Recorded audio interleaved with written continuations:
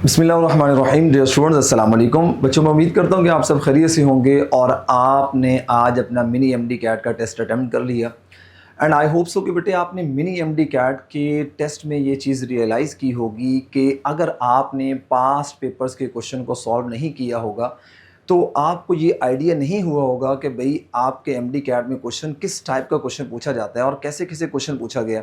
आपने देखा होगा बेटे मिनी एमडी कैट में मैंने ऑलमोस्ट सारे क्वेश्चन जो है ना वो पास पेपर से लिए थे। और इससे ये भी आपको अंदाज़ा हो जाना चाहिए कि भाई पास पेपर्स हमारे लिए कितने इंपॉर्टेंट हैं। और जिस बच्चे ने जितनी अच्छी प्रैक्टिस की होगी पास पेपर्स की तो इसको उस बच्चे को ये एटलीस्ट अंडरस्टैंड हो गया होगा कि भाई क्वेश्चन पूछने वाले की सेंस क्या होती है, किस किस लेवल का उसने डिफ़िकल्टी लेवल रखा हुआ क्वेश्चन के अंदर, उससे आपको अंदाज़ा हो जाता है। ओके बेटे, अब इस डिस्कशन की इंपॉर्टेंस ये होगी कि आपने पेपर तो सॉल्व कर लिया है। आई होप सो कि बहुत सारे बच्चों का अच्छा होगा, कुछ का अच्छा नहीं हुआ होगा। तो बेटे आपने हर क्वेश्चन को फोकस करना है। मैं हर क्वेश्चन के अंदर कोशिश करूंगा कि कोई ट्रिकी पॉइंट आपको बताऊं कि जिससे आपका क्वेश्चन जल्दी सॉल्व हो जाए। बिकॉज बेटे आप सब जानते हैं कि टाइम मैनेजमेंट एमडी कैट में बहुत ज़्यादा इंपॉर्टेंट होती है। और टाइम मैनेजमेंट तभी इंपॉर्टेंट होती है जब आपको कुछ आता होता है, राइट। तो आइए बेटे स्टार्ट करते हैं डिस्कशन हम अपनी मिनी एमडी कैट की। और एक चीज़ और सुन लें बेटे, ये मिनी एमडी कैट में जो भी आपकी मिस्टेक्स हुई हैं परेशान होने की ज़रूरत नहीं है। अभी आपकी ये लर्निंग हो रही है बेटे। अभी आपके पास 6 डेज़ रिमेनिंग पड़े हुए हैं एंड दो 6 डेज़ आर वेरी इंपॉर्टेंट। उसमें आप अपनी ये सारी मिस्टेक्स को फिल्टर आउट करके आप करेक्शन करके और आप आगे चल सकते हैं। 6 डेज़ के अंदर बहुत कुछ हो सकता है अगर आप करना चाहें एंड इंशाल्लाह आप करेंगे। ओके फ्यूचर डॉक्टर्स, हम स्टार्ट करते हैं test discussion. Number first question मैंने दिया था, how many hydrogen atoms can be replaced in compound.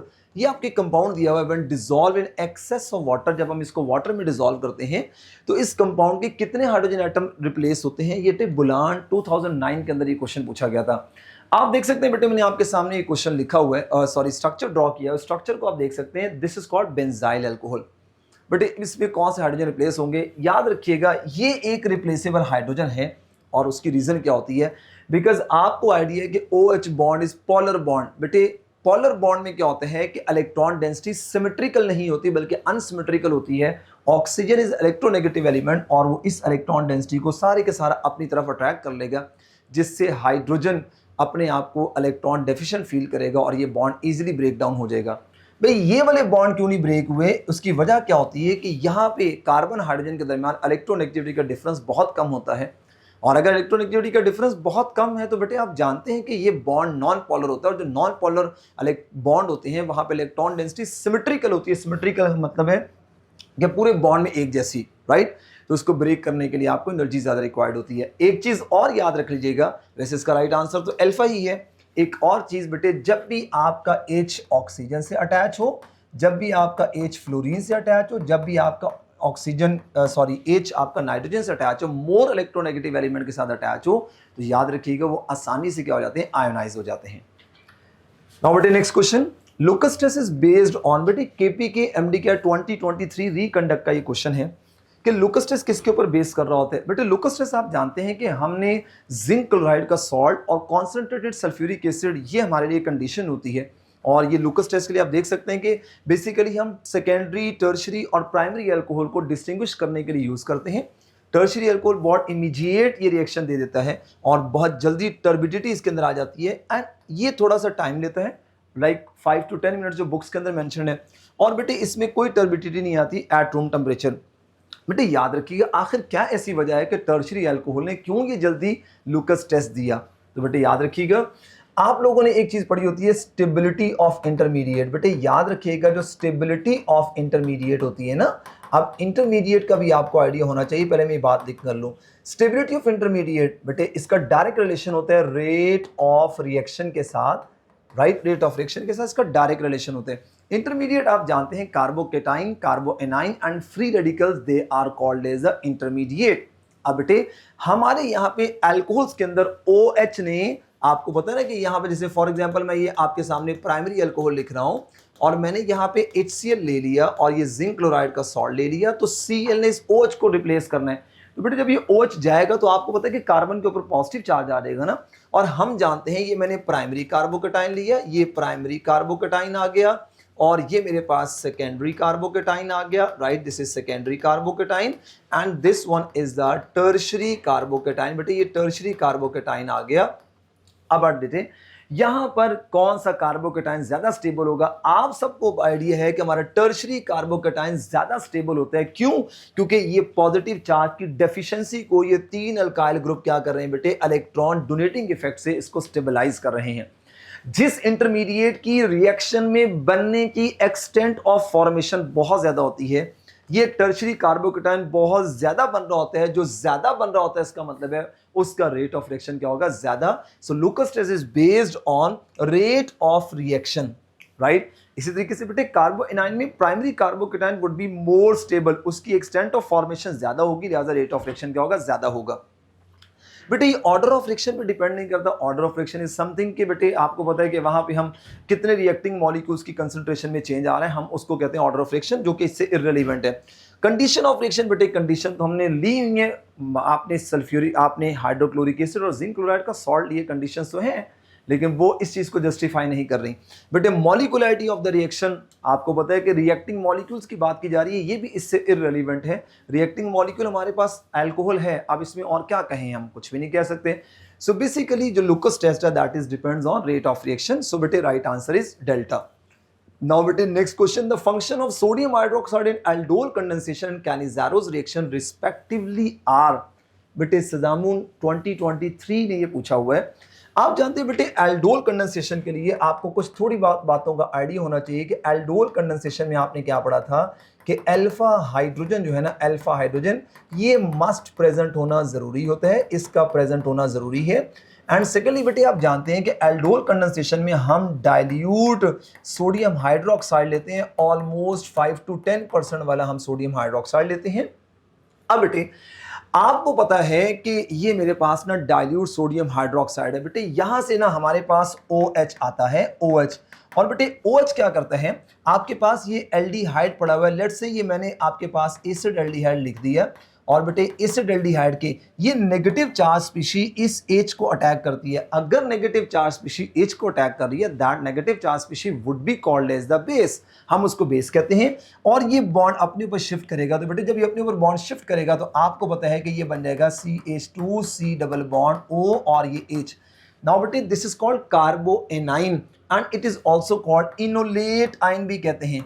इसलिए बेटे आप यूं भी कह सकते हैं ना कि हमारे एल्डोल कंडेंसेशन में इनोलेट आइन बनते हैं, और इनोलेट की फॉर्मेशन की वजह से हमारा रिएक्शन आगे चलता है, ये कार्बोएनाइन बनता जाएगा, ये अगले मॉलिक्यूल पे अटैक करके एल्डोल बनाता जाएगा।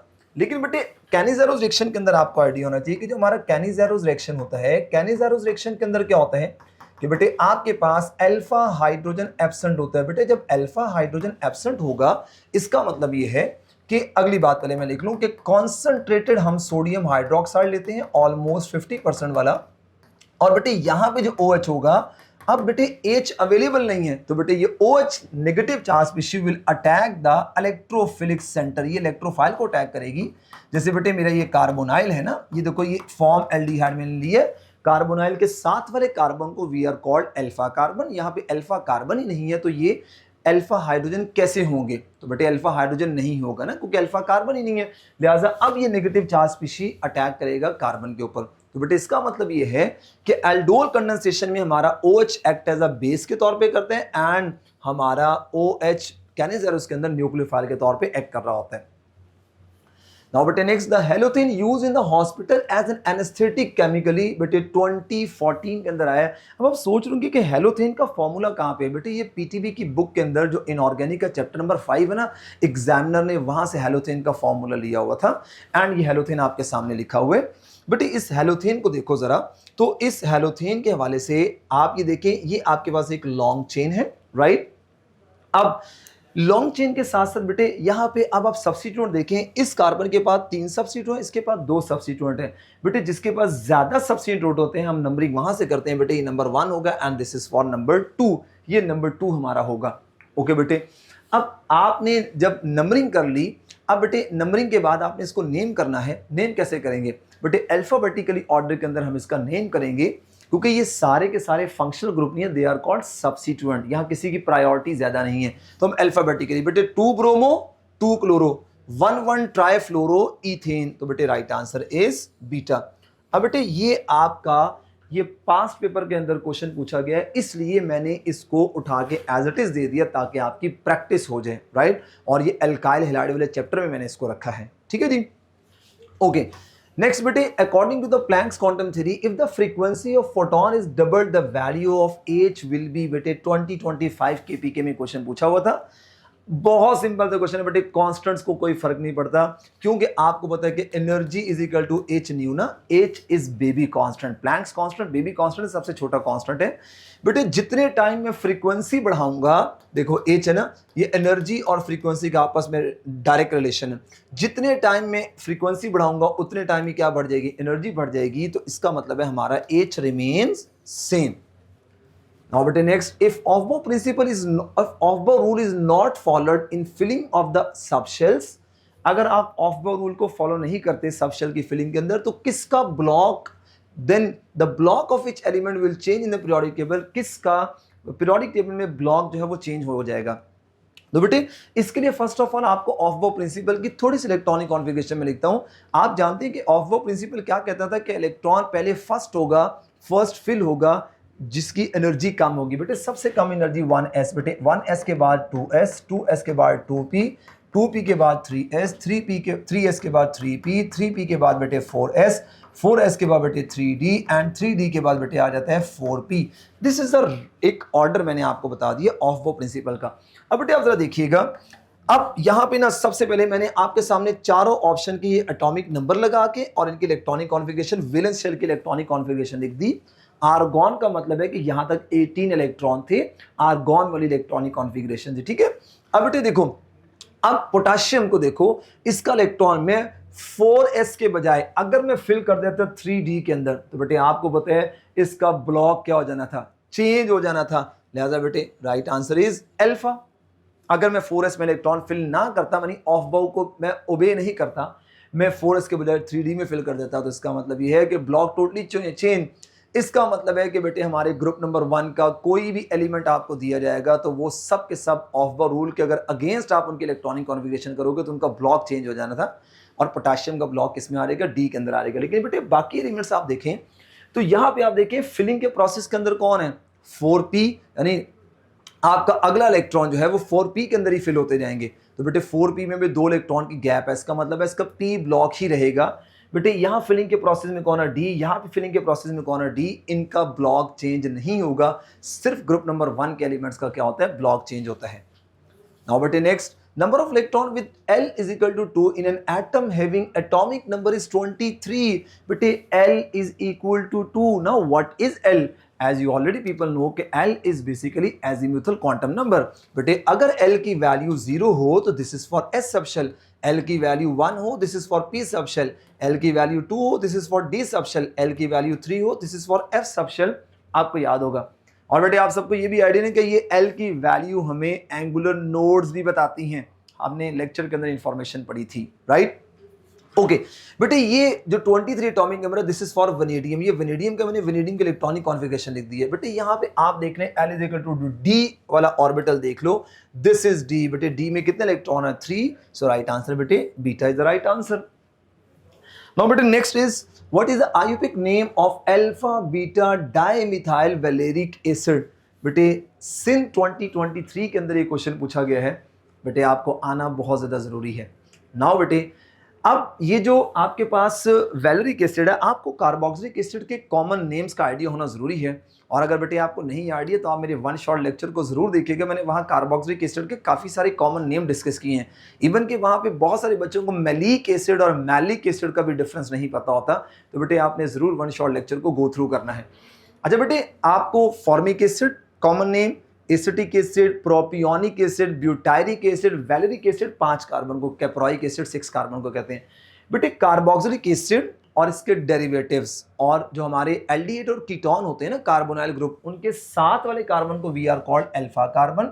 इसके साथ जो डायरेक्टली अटैच है बीटा कार्बन, बीटा से जो डायरेक्टली अटैच है वो गैमा कार्बन, और गैमा से जो डायरेक्टली अटैच होता है दैट इज डेल्टा कार्बन। ये याद रखना है आपको, ऑलरेडी शायद आपको आइडिया भी हो। नो बेटे अल्फा और बीटा पे वो कहते हैं कि आप लोग मिथाइल लगा दो। जब मैं मिथाइल लगाऊंगा तो आप जानते हैं कि यहाँ से क्या खत्म हो जाएगा, 2 एक एक कम हो जाएगा ना, क्योंकि ये मिथाइल मैंने लगा दी ना, एक एक बॉन्ड कम हो गया। बेटे नाम लिख लें, नंबरिंग कहां से करेंगे, carboxylic acid is eight highest priority, इसको नंबर 1 2 3 4 एंड 5। तो बेटे ये क्या हो जाएगा, इट इज 2,3 डाइमिथाइल, बेटे 2,3 dimethyl and total carbon are 5। तो बेटे 2,3 डाइमिथाइल पेंटानोइक एसिड, ये पेंटानोइक एसिड आ जाएगा। Now, but next is acetic acid is a weaker acid than sulfuric acid because of which of the following reason? बेटे UHS MDCAT 2023 के अंदर ये पूछा गया था। आप सब जानते हैं बेटे स्ट्रेंथ ऑफ एसिड के लिहाज से आपने कुछ इंफॉर्मेशन, कुछ बातें पढ़ी होती हैं। वो आपने बेटे क्या पढ़ी होती हैं कि स्ट्रेंथ ऑफ एसिड बेटे is directly proportional to the number of hydrogen ion. जो हाइड्रोजन आयन ज्यादा देगा उसकी एसिडिक स्ट्रेंथ ज्यादा होगी। बेटे acidic strength is directly proportional to the ionization of acid. बेटे जिस एसिड की आयोनाइजेशन ज्यादा होगी वहां पे एसिडिक स्ट्रेंथ ज्यादा होगी, ज्यादा आयोनाइज होगा तो ज्यादा H आयन देगा, ज्यादा H आयन देगा तो ज्यादा एसिड स्ट्रॉन्गर होगा। एसिडिक स्ट्रेंथ इज बेटे inversely proportional to the pH। ये pH के साथ इसका इनवर्स रिलेशन होता है, इसका डायरेक्ट रिलेशन होता है वैल्यू ऑफ K, बहुत स्टैंडर्ड जिसे आप मैक्सिमम एसिड्स को हम कंपेयर करते हैं। तो बेटे Ka is acid constant value and strength of acid is inversely proportional to the pKa and बेटे strength of acid is directly proportional to the stability of conjugate base. बेटे stability of conjugate base, अब conjugate base की stability से भी आप acidic strength जज करते हैं। नाउ बेटे आपको पता है कि सल्फ्यूरिक एसिड के पास बेटे 2 प्रोटॉन होते हैं, इसके पास तो प्रोटॉन ज्यादा है। एसिटिक एसिड के पास बेटे 1 प्रोटॉन है। तो बेटे प्रोटॉन के लिहाज से देखते हैं कोई ऑप्शन है, it decomposes on increasing temperature. बेटे हम टेम्परेचर इंक्रीज करके इसकी डिकम्पोजिशन नहीं करवाना चाह रहे हैं, हम तो ये पूछना चाह रहे हैं कि कौन सा एसिड वीकर है, क्यों एसिडिक एसिड वीकर है, उसकी वजह क्या है। तो हमने इन ऑप्शंस में से देखना है। This is totally incorrect one, right. It has less degree of ionization, yes बेटे जिस एसिड की आयोनाइजेशन कम होगी वो इसका मतलब है that acid is a weaker acid. अच्छा बेटे इसकी आयोनाइजेशन कम होती है ना, तो अब मैं आपको ये स्टेबिलिटी ऑफ कॉन्जुगेट बेस वाली बात बताता हूं, बाकी बातें सब क्वालिटी आइडिया हैं क्योंकि ये सारी वैल्यू से आपने पहचानना होता है। बेटे आप जानते हैं कि जब इस यहां से H चला जाएगा तो ये मेरे पास बन जाएगा O और ये O नेगेटिव, ये इसकी कॉन्जुगेट बेस आ गई। बेटे सल्फ्यूरिक एसिड की जो कॉन्जुगेट बेस आएगी वो इस तरीके से आएगी, 2 H चले जाएंगे। बेटे आप लोगों ने एक रेजोनेंस का एक तरीकाकार पढ़ा होता है, जितनी किसी भी एलिमेंट में डीलोकलाइजेशन ऑफ इलेक्ट्रॉन ज्यादा होती है उसकी स्टेबिलिटी उतनी ज्यादा होती है, यानी मोर द रेजोनेंस, जितनी रेजोनेंस ज्यादा स्टेबिलिटी ऑफ कॉन्जुगेट बेस उतनी ज्यादा। और अगर वही रेजोनेंस नेगेटिव चार्ज अगर इलेक्ट्रोनेगेटिव एलिमेंट के ऊपर आ जाए वो बहुत स्टेबल होता है, तो इसका मतलब अगर नेगेटिव चार्ज ज्यादा इलेक्ट्रोनेगेटिव एलिमेंट के ऊपर रेजोनेट हो रहा है तो उस कॉन्जुगेट बेस की स्टेबिलिटी ज्यादा है। आइए देखते हैं, यहाँ 4 ऑक्सीजन पे ये नेगेटिव चार्ज रेजोनेट करेगा, यहाँ जस्ट 2 पे कर रहा है। बताओ कहां पे रेजोनेंस ज्यादा हुई। आप कहेंगे सर सल्फेट के ऊपर रेजोनेंस ऑफ नेगेटिव चार्ज ज्यादा है, वहां कम है, लिहाजा इसलिए सल्फ्यूरिक एसिड की कॉन्जुगेट बेस ज्यादा स्टेबल होगी। एंड आई होप सो कि बेटे ये पॉइंट क्लियर हो गया होगा। जो मैंने स्टेबिलिटी की बात बताई है कि नेगेटिव चार्ज अगर इलेक्ट्रोनेगेटिव एलिमेंट के ऊपर रेजोनेट करता है तो बहुत ज्यादा स्टेबल होता है। Now बेटे next sp3 overlap occurs in dash molecule. बेटे FMDC 2018 के अंदर ये क्वेश्चन पूछा गया है। बेटे मैंने सारे ऑप्शंस का ना आपके सामने ओवरलैप लगा दिए। बेटे क्लोरीन के अंदर जो ओवरलैप है ये देख सकते हैं आप, 3pz बेटे ओवरलैप है, this is called pp overlap, right, आपस में कंबाइन कर रहे हैं। बेटे मीथेन के अंदर क्या होता है आपको पता है बेटे, जो कार्बन है ना, कार्बन इसके साथ 4 अटैच हाइड्रोजन है ना, 4 अटैच हाइड्रोजन है। आप लोगों ने बेटे हाइब्रिडाइजेशन का एक शॉर्टकट पढ़ा होता है, आप 2 चीजें देखती हो, number of lone pair on central atom plus attached atom. बेटे कार्बन के पास कोई लॉन पेयर नहीं है, इसके पास अटैच्ड, डायरेक्टली अटैच्ड एटम वो कितने हैं, वो 4 हैं। अगर बेटे वो 4 हैं तो सम 4 आ रहा है, तो बेटे अगर 4 आता है तो that is sp3 hybridization, right. तो कार्बन इज sp3 हाइब्रिडाइज्ड। अब बेटे sp3 के साथ हमारा ये देखो ये sp3 ऑर्बिटल आ गया और यहां से ये हमारा s आ गया, तो ये sp3s ओवरलैप बेटे मीथेन के अंदर है। नाउ बेटे HF में देखो कि आपको आइडिया है कि यहाँ पे S और P ओवरलैप है, यानी इसका S और इसका P आपस में ओवरलैप कर रहे हैं, यहाँ S और इसका आपके पास P ओवरलैप कर रहे हैं, और ये भी 1sp और ये 1s और ये 5p। बेटे 5p का मतलब है कि आयोडीन का लास्ट वैलेंस इलेक्ट्रॉन 5p के अंदर है, यहाँ इसका लास्ट इलेक्ट्रॉन 2p के अंदर है, तो ये उसके हवाले से बता रहे हैं। तो चारों ऑप्शंस आप लोगों ने देख लिए, सो राइट आंसर इज बीटा। और ये ओवरलैपिंग का पैटर्न बेटे आप कैसे जज करते हैं, आपको इलेक्ट्रॉनिक कॉन्फ़िगरेशन आना जरूरी होती है इसके लिए। Now बेटे next the unhybridized p orbital in sp2 hybridization is बेटे kp के MDCAT 2024 का ये क्वेश्चन है।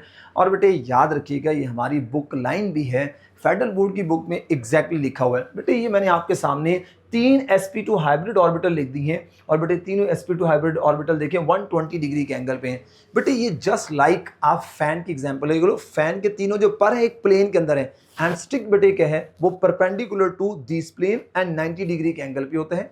तो बेटे याद रखिएगा जो हमारे अनहाइब्रिडाइज्ड p ऑर्बिटल होते हैं ना, अनहाइब्रिडाइज्ड ऑर्बिटल, अनहाइब्रिडाइज्ड जो p ऑर्बिटल देखिए अबव एंड बिलो आपको नजर आ रहा है प्लेन में, अबव एंड बिलो प्लेन में नजर आ रहा है, ये होगा 90 डिग्री पे ना, ये 90 डिग्री पे, तो सी is the right answer.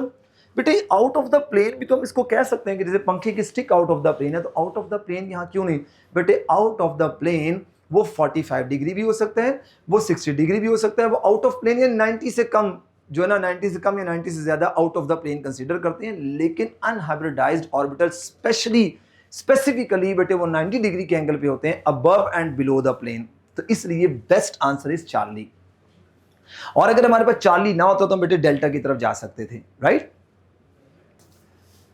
With reference to the valence shell electron pair repulsion theory, Vesper the shape of XCO3 बेटे UHS MDCAT 2019 के अंदर ये क्वेश्चन पूछा गया है। ये आपके सामने मैंने शेप ड्रॉ कर दी है। जिनॉन के वैलेंस इलेक्ट्रॉन 8 वैलेंस इलेक्ट्रॉन होते हैं, जिसमें से 6 ने बेटे आप देख सकते हैं बॉन्डिंग में पार्टिसिपेट किया, एक लॉन पेयर बचा हुआ है। बेटे आपको आइडिया कि किसकी तरह शेप होगी, double bond behave as a single bond, लिहाजा बेटे ये सारे के सारे सिंगल बॉन्ड NH3 आपको याद आ गया होगा, इसकी शेप है trigonal pyramidal is the shape, so बेटे right answer is delta. Now बेटे नेक्स्ट क्वेश्चन इज कि which of the following set constitutes of all molecules and ions of non planar geometry. बेटे नॉन प्लेनर ज्योमेट्री कौन सी होती है और planar geometry कौन सी होती है, मैंने एक बेहतरीन सा हाइब्रिडाइजेशन के साथ एक शॉर्ट ट्रिक लगाया है ताकि बेटे आपको जल्दी से आइडिया हो जाए। एक बेहतरीन सा स्माइली फेस लगा के शॉर्ट ट्रिक्स, बेटे क्या 3 हाइब्रिडाइजेशन ऐसी हैं जो कि हमारी प्लेनर होती हैं, बस वो याद कर लो, इसके अलावा सारी नॉन प्लेनर। बेटे sp अगर आपके मॉलिक्यूल में सारे एटम की हाइब्रिडाइजेशन sp हो तो वो हमारा लीनियर या हम उसको प्लेनर कहते हैं, sp2 हमारा वो भी प्लेनर होते हैं, और dsp2 ये हमारा क्या होता है प्लेनर। बेटे मैंने जिस इस पिंक कलर से मैंने इनको जो है ना वो हाईलाइट कर दी है, दीज आर प्लेनर। इसके अलावा बेटे बाकी hybridization they are non planar. So आपको कॉन्सेप्ट याद हो गया, अब आपसे भूलेगा नहीं, शॉर्ट ट्रिक पता है। बेटे pH4 आप जानते हैं कि pH4 इज sp3 हाइब्रिडाइज्ड, बेटे sp3 आपके पास कहते हैं टेट्राहेड्रल। बेटे NH3 ये भी sp3 है, बेटे SO3 ये sp2 है, ये प्लेनर, और बेंजीन भी बेटे क्या होता है प्लेनर होता है। अब बेटे हाइब्रिडाइजेशन आप लोगों को आइडिया होना जरूरी है, अगर मैं एक एक ऑप्शन की हाइब्रिडाइजेशन करना शुरू होगा तो बहुत टाइम लग जाएगा। एटलीस्ट आपको इतना आइडिया होना चाहिए क्योंकि आप वेस्पर थ्योरी और आप लोग हाइब्रिडाइजेशन वाला टॉपिक अच्छे से पढ़ के आए हैं, राइट। सो बेटे ये ऑप्शन आउट हो गया, हमने सारे के सारे नॉन प्लेनर देखने। देखो CH4 sp3, NH4 sp3, MnO4 बेटे ये भी sp3 होता है, ये एक्चुअली इस तरीके से होगा ना, ये इस तरीके से होगा, तो बेटे इसके 4 बॉन्ड, ये भी sp3, NF3 इसके पास एक लॉन पेयर होता है, दिस इज आल्सो sp3। बेटे ये सारे के सारे वो पेयर हैं that are called non planar, यानी एक प्लेन में नहीं होते। एंड बेटे नीचे जो है इथीन, सारे आपको पता है दोनों carbon sp2 planar, H2O sp3 non planar, BeCl2 sp planar, और बेटे H2S आपको बता 2 लॉन पेयर 2 हाइड्रोजन, तो सम 4 आ गया sp3, SO2 बेटे SO2 का ये शेप होती है ना, ये भी sp2 है आपको पता है sp2, C2H4 इथीन sp2 और बेटे नाइट्रेट आपको पता है कि ये आपके पास नाइट्रेट का स्ट्रक्चर आ जाएगा, ये नाइट्रेट इज आल्सो sp2। बेटे ये सारी की सारी वो सीरीज है दैट आर प्लेनर, तो प्लेनर पूछता है, delta is the right answer. Now what is next question? A buffer solution containing carbonic acid and sodium bicarbonate is to be prepared to maintain a pH of 7. हमने एक buffer solution लिया carbonic acid and sodium bicarbonate का। आपको पता है ना, हमारी हमारी बॉडी का जो ब्लड बफर है वो भी कार्बोनिक एसिड बेस्ड ही होता है ना, बाइकार्बोनेट्स होते हैं। हमने पीएच इतनी मेंटेन करनी है इस बफर की। What must be the ratio of sodium bicarbonate in order to realize such a pH if K of carbonic acid this. बेटे अगर कार्बोनिक एसिड ये है तो हमें क्या रेशियो लेना पड़ेगा दोनों का कि दोनों की पीएच 7 हो। बेटे बहुत आसान, आप लोगों ने यहाँ पे हेंडरसन इक्वेशन लगा के अपने आप को परेशान किया होगा और आप लोगों ने लॉग लेना स्टार्ट कर दिया होगा। नो बेटे, पीटीबी की बुक अगर आप लोग पीटीबी से बच्चे हैं तो वहां पे ना हेंडरसन इक्वेशन जहां से स्टार्ट होती है ना, वो कहां से स्टार्ट होती है, वो ना एक एसिड लेते हैं वीक एसिड। वीक एसिड है, जब आप इसको आयनाइज करते हो तो बेटे आपके पास ये H आयन देते हैं और plus A negative. This is called as the बेटे कॉन्जुगेट बेस। कॉन्जुगेट बेस को पीटीबी की बुक के अंदर या हर बुक के अंदर वी आर कॉल्ड सॉल्ट, हम इसको सॉल्ट भी कहते हैं, right. So this is conjugate base which is also called salt.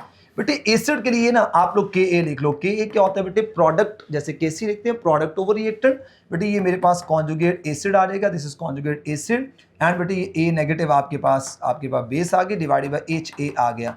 अब बेटे आप क्या करें, आप ना के ए और एच को अलग कर लो और उनको सेपरेट कर लो। बेटे के ए यहीं रहने दो और ये एच आयन मेरे पास यहाँ पे आ गए और ये ए नेगेटिव, बेटे A negative is basically called as the salt.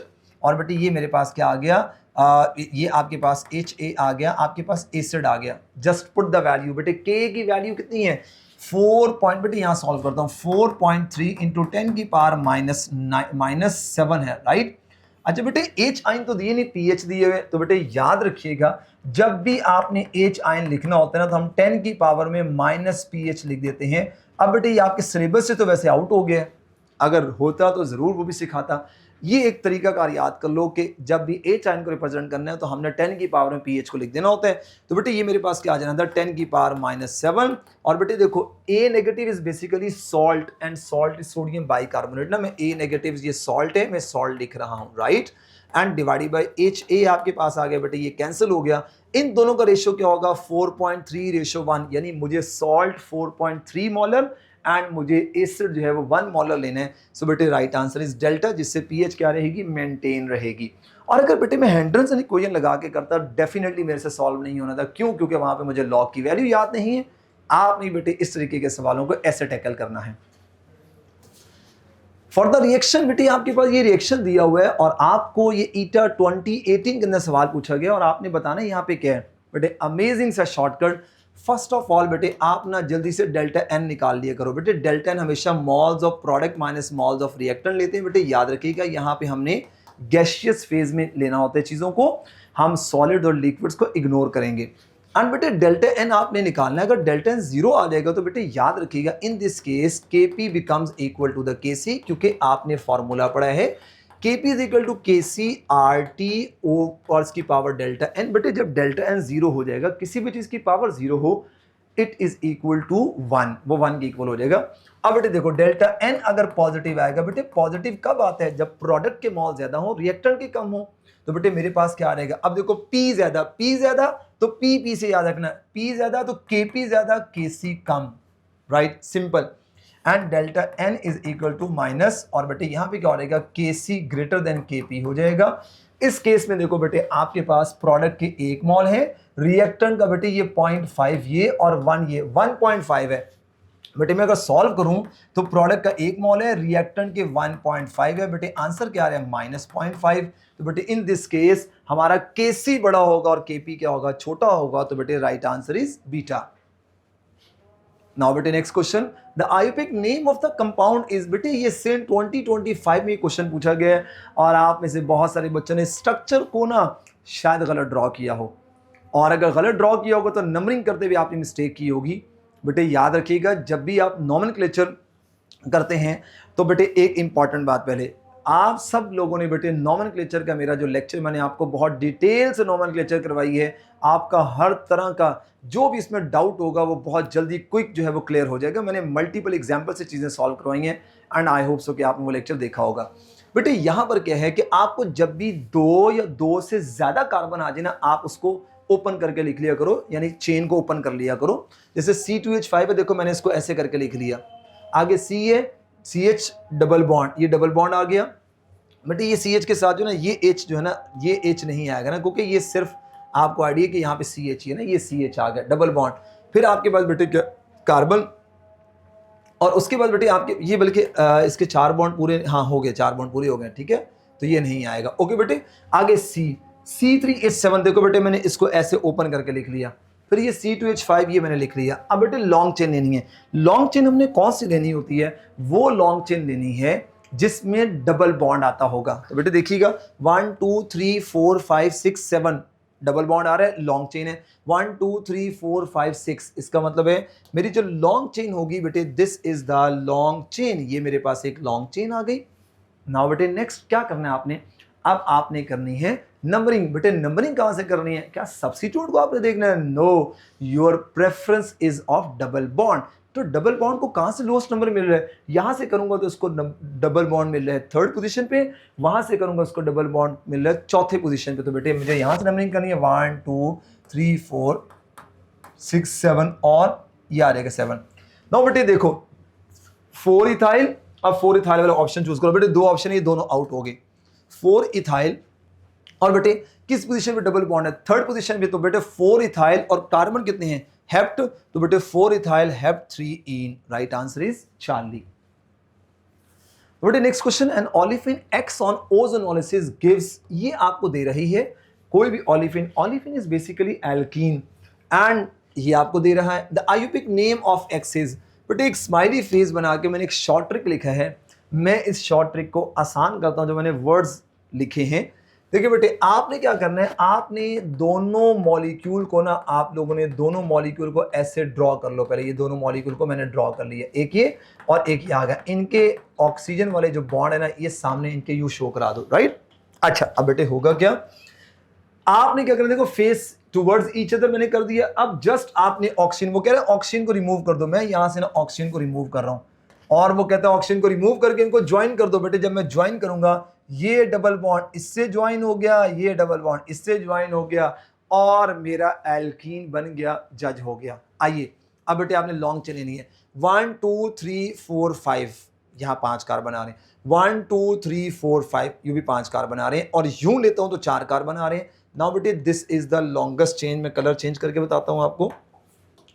ये आपके पास आ गई longer chain, this is your longer chain, right.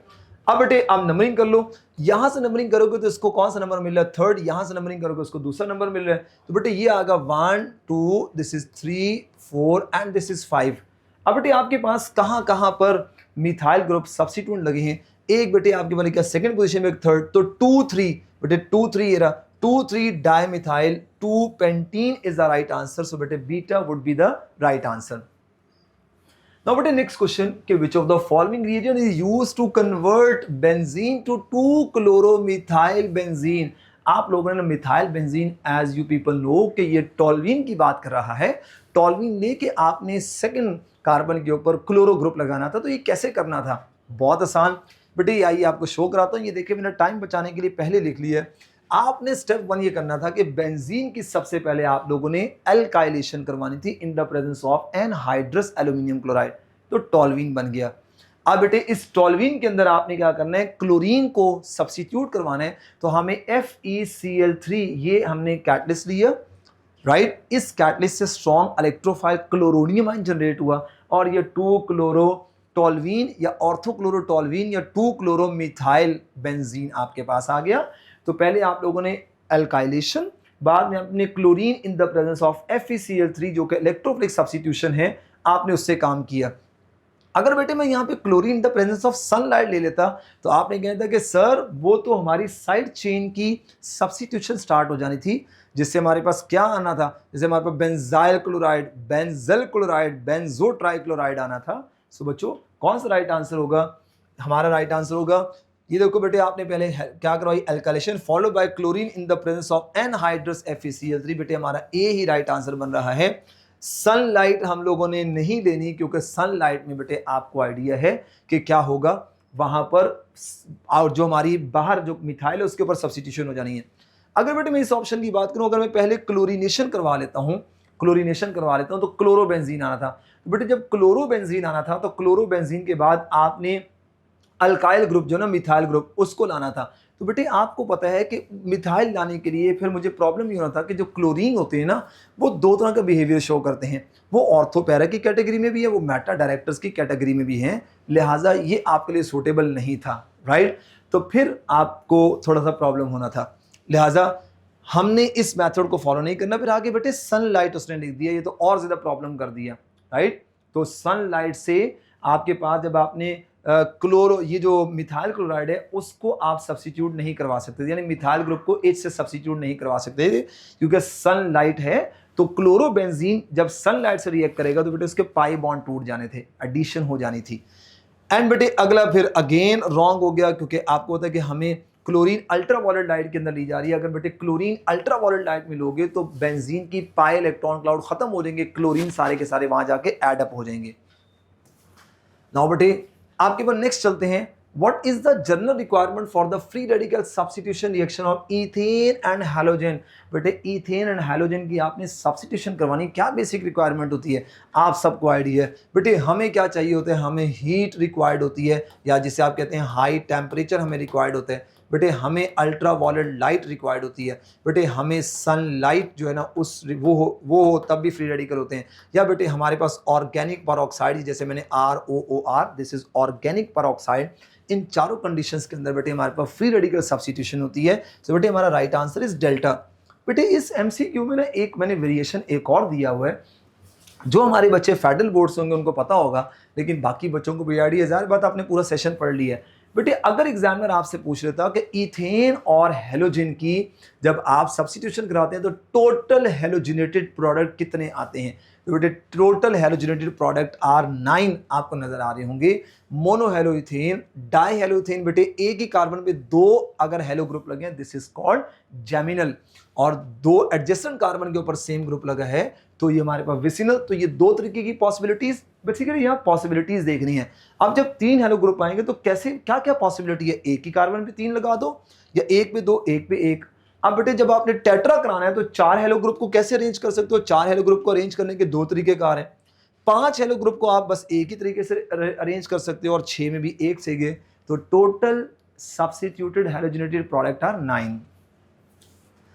Now बेटे कहते हैं जी which of the following is an example of substituent group which releases electron to benzene ring। बेटे releases electron to benzene ring का मतलब ये है कि वो इलेक्ट्रॉन डोनेटिंग हैं, और बेटे वो स्पीशीज जो इलेक्ट्रॉन डोनेटिंग होती हैं they are called as the ortho para directives, and two species that attract the electron जो बेंजीन से इलेक्ट्रॉन लेती हैं they are called as the electron withdrawing group. So बेटे हमारे ऑर्थोपैरा डायरेक्टर्स जो होते हैं ये इलेक्ट्रॉन रिलीजिंग होते हैं, they are called electron releasing. बेटे X इज अ एलिमेंट जो कि हमारा ऑर्थोपैरा है। अब बेटे ऑर्थोपैरा 2, 4, 6 आर ऑर्थोपैरा पोजीशन, तो बेटे हमारा इनकमिंग इलेक्ट्रोफाइल वो ऑर्थोपैरा पे आ जाएगा। Meta directors are electron withdrawing group जो बेंजीन से इलेक्ट्रॉन विथड्रॉ करते हैं, तो ऑर्थोपैरा के ऊपर पॉजिटिव चार्ज आ जाते हैं। अब 3 और 5 पोजीशन होती है जो कि बेटे इनकमिंग इलेक्ट्रोफाइल के लिए सुटेबल होती है। Now these are the examples of meta director and these are the examples of ortho para. बेटे अगर एग्जांपल याद नहीं रहती, क्या मैं आपको एक अच्छा सा शॉर्टकट ना बता दूं जिससे आपको ये काम बहुत आसान हो जाए कि ऑलरेडी लगा हुआ X ग्रुप ये कैसे डिसाइड करेगा कि इनकमिंग ने कहां आके लगना है। आइए बेटे एक बेहतरीन सा स्माइली फेस बना के लिखते हैं। अब याद रखिएगा फॉर ऑर्थोपैरा, बेटे ऑर्थोपैरा के लिए अगर आपके पास डायरेक्टली अटैच्ड एटम, बेटे डायरेक्टली अटैच्ड, अगर आपके पास डायरेक्टली अटैच्ड एटम क्या हो, जैसे ये X डायरेक्टली अटैच्ड एटम है, इज बेटे वो पार्शियल नेगेटिव हो या वो फुल नेगेटिव चार्ज हो, दैट जो आपके पास X है डायरेक्टली अटैच्ड एटम है वो ऑर्थोपैरा कहलाएगा। इनकमिंग इलेक्ट्रोफाइल कहां पे आएंगे, ऑर्थोपैरा पे। अब देख सकते हैं बेटे डायरेक्टली अटैच O है, O is partial negative, incoming electrophile ortho para. Directly attach N electronegative, directly attach O आपको पता है this is electronegative, right. Now बेटे next one is meta directors के लिए क्या होगा कि मेटा डायरेक्टर्स के लिए होता है कि for Meta directors, for Meta, तो बेटे इसके लिए होगा कि डायरेक्टली अटैच्ड एटम क्या होना चाहिए, आपका जो डायरेक्टली अटैच्ड एटम है वो इसका उलट कर दोगे, डायरेक्टली अटैच्ड एटम बेटे that would be attached atom वो क्या होगा, इज बेटे वो पार्शियल पॉजिटिव चार्ज हो या उस पे पॉजिटिव फुल पॉजिटिव चार्ज हो दैट इज मेटा डायरेक्टर। जैसे बेटे NO2 के ऊपर ना फुल पॉजिटिव चार्ज होता है that is Meta director, right. Carbon और ऑक्सीजन में carbon is partial positive so carbon is Meta director. Nitrile बेटे ये पार्शियल नेगेटिव है, तो बेटे सॉरी पार्शियल नेगेटिव कह रहा हूं, ये हमारा कार्बन ऑक्सीजन के कंपैरिजन में ये पार्शियल पॉजिटिव है, दिस इज पार्शियल नेगेटिव, तो पार्शियल पॉजिटिव है, this is Meta director. N और R3 बेटे पॉजिटिव, ये पॉजिटिव चार्ज N के ऊपर है, R के ऊपर नहीं है। अगर N के ऊपर फुल पॉजिटिव चार्ज आ गया this is also called Meta director. और बेटे N is partial negative, this is ortho para. And बेटे NO2 आप जानते हैं कि ऑक्सीजन इज मोर इलेक्ट्रोनेगेटिव, तो बेटे नाइट्रोजन आपके पास पॉजिटिव हो जाएगा, दिस इज मेटा डायरेक्टर। सो बेटे देख लें आपसे कौन सा पूछे है, विच रिलीजेस इलेक्ट्रॉन टू बेंजीन, तो बेटे बेंजीन को इलेक्ट्रॉन कौन दे रहा है, ओनली चार्ली। Now बेटे next is the reducing agent in the reaction given is. बेटे आपने गिवन जज करना है कौन रिड्यूसिंग एजेंट है। आप जानते हैं कि रिड्यूसिंग एजेंट वो होते हैं जो खुद ऑक्सीडाइज होते हैं, साथ वाले को रिड्यूस करते हैं। तो बेटे जिसकी ऑक्सीडेशन हो रही होगी only that is called as a reducing agent. आइए बेटे वो भी देख लेते हैं। आपको आइडिया बेटे यहाँ पे एक एक की आपको ऑक्सीडेशन स्टेट लिखनी है। Potassium is +1, manganese is +7, this is -2, +1 -1 बेटे +1 +6 -2 बेटे Mn +2 +6 -2 +1 +6 -2 और ये 0 +1 एंड -2। बेटे आप देख सकते हैं कि यहाँ पे एक स्पीशी है पोटाशियम। बेटे पोटाशियम में देखो आयोडाइड जो है -1 से कहाँ पे गया है, वो 0 में गया है। बेटे अगर ऑक्सीडेशन स्टेट इंक्रीज करे, इफ ऑक्सीडेशन स्टेट इंक्रीजेस, तो बेटे वहां पे क्या होती है, ऑक्सीडेशन। और बेटे ये इसका मतलब है ऑक्सीडेशन हो रही है, that agent is called as a reducing agent. और बेटे Mn देखो बेटे +7 से +2 में गया है, जिसकी ऑक्सीडेशन स्टेट डिक्रीज करती है तो उसकी क्या होती है, रिडक्शन। एंड बेटे जिसकी रिडक्शन होती है that agent is called as the oxidizing agent. बाकी किसी में चेंज नहीं आया, आप चेक कर सकते हैं। सो बेटे right answer is potassium iodide is a reducing agent. Now बेटे next question, study the following redox reaction and answer the following question. आपने इसको स्टडी किया और आपको एक बैलेंस्ड इक्वेशन दी, आपने इसका आंसर करना है। बेटे 2016 में ये बैलेंस्ड इक्वेशन का सवाल पूछा था।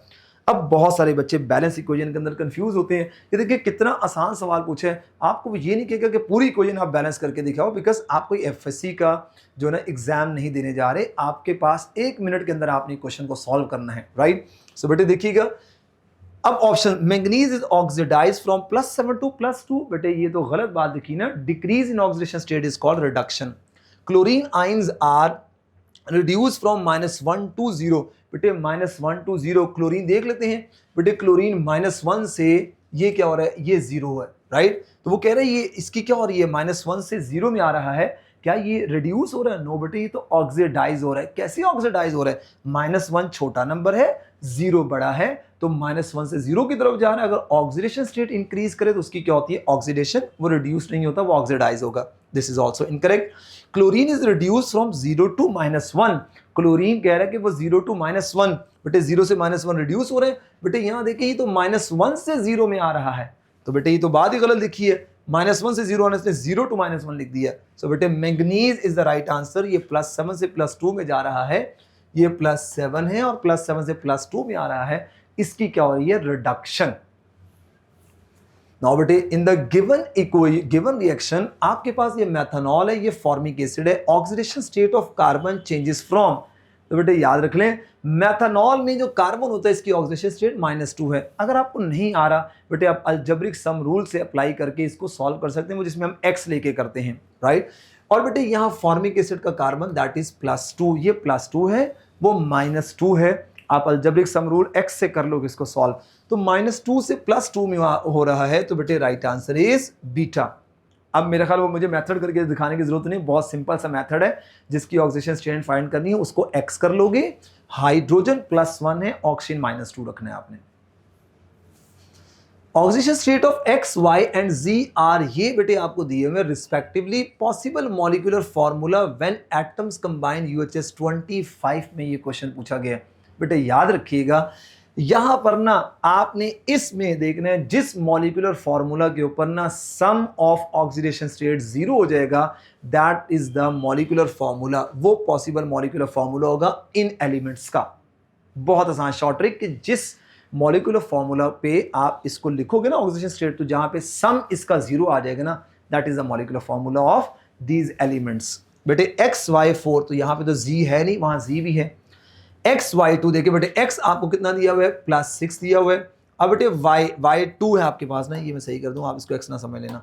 ये बेटे आपके पास Y, ये 2 है बेटे, एक Y का चार्ज -2 है, तो बेटे 2 का कितना हो जाएगा, मल्टीप्लाई 2 करो तो बेटे +6 और ये -4 ऊपर करके लिख रहा हूँ बेटे Z2, और बेटे Z आपके पास 2 है और 2 भी लिख लो। बेटे Z का कितना ऑक्सीडेशन -1, एक का -1 है तो 2 का कितना हो जाएगा -2। बेटे सम कर लो, +6 -6, आंसर इज बीटा, क्योंकि यहाँ 0 हो गया है। नाउ बेटे next question is 30 gram of two propanol were mixed with excess acidified potassium dichromate. बेटे हमने 30 ग्राम लिया 2-प्रोपानॉल को ना, and two propanol is a secondary alcohol. और बेटे आप जानते हैं कि जो सेकेंडरी अल्कोहल होते हैं, जब आप इनको ऑक्सीडाइज करते हो तो बेटे ये बेसिकली पोटेशियम डाइक्रोमेट एक ऑक्सीडाइजिंग एजेंट है ना। वो कह रहे हैं हमने जस्ट इसको 20 मिनट्स के लिए ना इसको ऑक्सीडाइज किया है, ज्यादा नहीं, क्योंकि ज्यादा करेंगे तो कार्बोक्सिलिक एसिड में कन्वर्ट हो जाएगा। तो बेटे ये कन्वर्ट हो जाएगा कीटोन के अंदर कन्वर्ट हो जाएगा, राइट। अब the organic product was then collected, हमने उस ऑर्गेनिक प्रोडक्ट को कलेक्ट किया कीटोन को by distillation method. The yield of product was, बेटे मुझे यील्ड परसेंटेज यील्ड 75 मिला। तो कहता है जी what is the mass of product produce, product का मास कितना प्रोड्यूस होगा। एक्चुअली बेटे सवाल में ना आपको परसेंटेज यील्ड दे दी है, आप बैलेंस इक्वेशन से मास ऑफ प्रोडक्ट निकालोगे, that is your theoretical yield, और एक्चुअल यील्ड आपने फाइंड करनी है। बहुत आसान बेटे, दोनों का आप देखें ये 1:1 है, तो बेटे आप मॉलर मास ले लें, क्योंकि यहाँ 30 ग्राम लिया है, इसका मॉलर मास होता है बेटे 60 ग्राम, राइट। 60 ग्राम मेरे पास प्रोपानॉल का मास होता है, आप फाइंड आउट कर सकते हैं। और बेटे ये हमारे पास एसीटोन 58 ग्राम होता है, 60 ग्राम से 58 ग्राम मिल रहा है, मेरे पास अमाउंट कितनी है बेटे, मैं थ्योरेटिकल यील्ड के लिए काम कर रहा हूँ ना, क्योंकि बैलेंस्ड केमिकल इक्वेशन से जो यील्ड निकालते हैं दैट इज थ्योरेटिकल यील्ड। और बेटे 30 ग्राम से ये देखो मैंने इसका कर दिया हाफ, जब आप इसका हाफ करोगे ना तो बेटे आप उसका हाफ करोगे 29 ग्राम, बेटे मेरे पास थ्योरेटिकल यील्ड आ गई। बेटे परसेंटेज यील्ड आपको पता है फॉर्मूला क्या होता है, percentage yield is equal to actual yield divided by theoretical yield. तो बेटे परसेंटेज यील्ड आपको 75 दी हुई है, एक्चुअल यील्ड आपने फाइंड करनी है, थ्योरेटिकल यील्ड आपको 29 दे दी है, और मल्टीप्लाई बाय 100 कर लो आप लोग, ठीक है जी। तो बेटे आप देखो, आप इसको लिख लो, यू 29, और बेटे आपके पास ये मल्टीप्लाई आ जाएगा 75 ओवर 100 आ जाएगा ना, ये आ जाएगा एक्चुअल यील्ड। बेटे ये आप इसको कैंसिल आउट कर लो, ये आ जाएगा 4, ये आ जाएगा 3। बेटे 29 को 3 से मल्टीप्लाई करो, 9 3 जा 27, और बेटे 27 का 2 वहां चला जाएगा, तो बेटे आप 3 को 2 से मल्टीप्लाई करो, 6 और 2 8, तो बेटे ये 87 आ जाएगा। मैं यहाँ सॉल्व कर लेता हूँ, 87 डिवाइडेड बाय बेटे 4 कर लो, तो बेटे आपको होता है 4 1 जा 4, 4 2 जा 8, 4 2 जा 8 है, राइट। और आगे बेटे आगे आपको पता है कि यहाँ 7 दिया हुआ है, तो 4 1 जा 4, आगे आपको कैलकुलेशन करने की जरूरत है, आपको आंसर मिल गया है 21.75 इज द राइट आंसर। कहता जी there are almost 200 million people, बेटे 200 मिलियन पीपल का मतलब है कि 20 करोड़ होता है ना, अलाइव इन पाकिस्तान रहते हैं। अगर क्या करें, if you were to distribute, अगर आप डिस्ट्रीब्यूट करें 100 रुपीज को to each Pakistani in the form of 5 rupee coin, वो जो 100 रुपये है ना, वो 5 रुपी कॉइन की फॉर्म के अंदर, कॉइन्स की फॉर्म के अंदर हमने इसको डिस्ट्रीब्यूट करना है, ईच पाकिस्तानी को हमने देना है। तो बेटे अब आपने ना वो जो 100 रुपीज हैं वो 5 रुपी यानी 5 रुपी कॉइन की फॉर्म के अंदर देने हैं।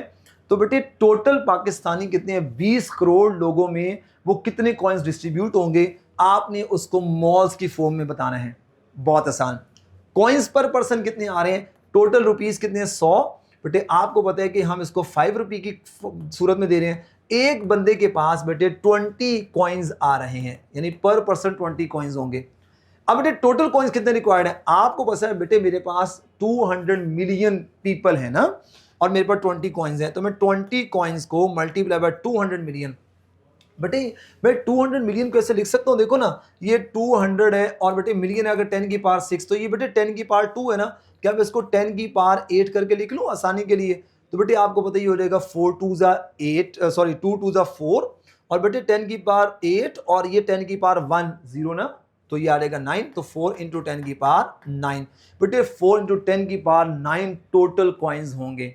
अब बेटे आप इसको ना मॉल्स की फॉर्म में लिख लो, तो बेटे मॉल्स का फॉर्मूला लगा लोगे, टोटल कॉइन्स, जो आपके टोटल कॉइन्स उसको मैं n से लिख रहा हूं, डिवाइडेड बाय एवोगाड्रोस नंबर। बेटे ये भी आप लोगों ने एक फॉर्मूला पढ़ा होगा, अगर यूं नहीं करना तो आप यूं भी कर सकते हैं कि एक मॉल में कितने एवोगाड्रो नंबर होते हैं, 6.02 10 की पावर 23। तो बेटे मेरे पास इतने पीपल हैं, आपकी मर्जी, ये फॉर्मूला कर लो, दूसरे से कर लो, दोनों से हो जाएगा। टोटल पॉपुलेशन, टोटल जो कॉइन्स हैं जो डिस्ट्रीब्यूट हुए हैं 20 करोड़ लोगों को, डिवाइडेड बाय एवोगाड्रो नंबर। तो बेटे इसको सॉल्व कर लो, 4 इंटू 10 की power 9 divided by Avogadro's number. तो बेटे देखिए, आपने 6.02 की जगह आप इसको सिर्फ 6 से लिख लो, आपसे तब भी सॉल्व हो जाएगा। तो बेटे देखो, आपको होता है ये ऊपर चलेगा -14, और बेटे 4 को 6 पर डिवाइड करो ना, तो बेटे 4 को अगर आप 6 पर डिवाइड करते हो तो देखो आपको तो पॉइंट लगाएंगे, ये 40 हो जाएगा। बेटे आपको पता है अब बेटे 40 को जो है ना वो करने हैं, तो बेटे 6 36 आ जाएगा, ये 36 आ जाएगा, राइट। आपको तो 4 बच गया, बेटे पॉइंट लगा हुआ एक और, तो ये आ जाएगा। तो बेटे आ जाएगा ऑलमोस्ट 0.66 इंटू 10 की पावर -14। बेटे कोई ऐसा आंसर आपको यहाँ पे लग रहा है, मिल रहा है, नहीं मिल रहा, आप एक पॉइंट आगे शिफ्ट करोगे। बेटे पॉइंट आगे शिफ्ट करोगे तो आपको आगे शिफ्ट करने के लिए 10 से डिवाइड करोगे, ये पावर और कम हो जाएगी। It comes out to be 6.6 into 10 की पावर -15। सो बेटे right answer is 6.67 into -15 is the right answer.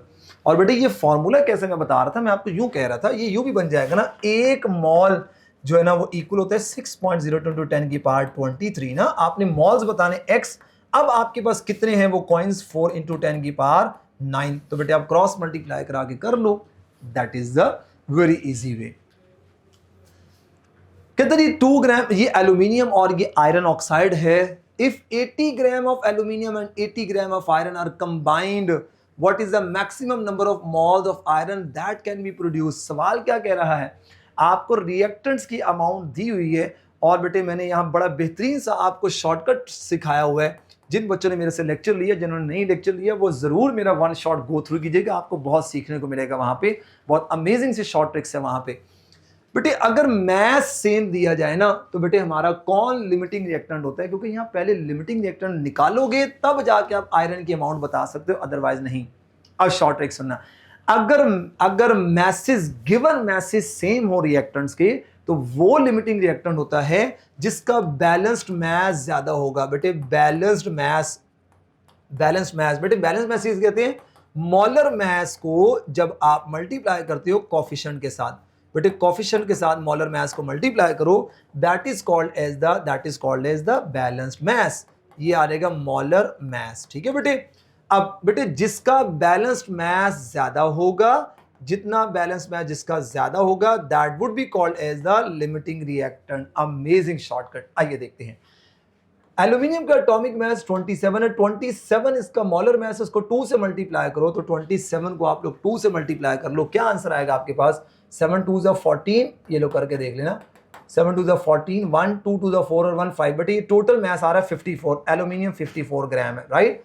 इसका बैलेंस मास देख लो, 56 को 2 से मल्टीप्लाई करो, 16 को 3 से मल्टीप्लाई करो, तो बेटे अगर आप इनको मल्टीप्लाई करके सम करो, it comes out to be 160 gram. बेटे 160 ग्राम इसका मॉलर मास, इसका कोफिशिएंट कितना है 1, तो बेटे ये 160 ग्राम।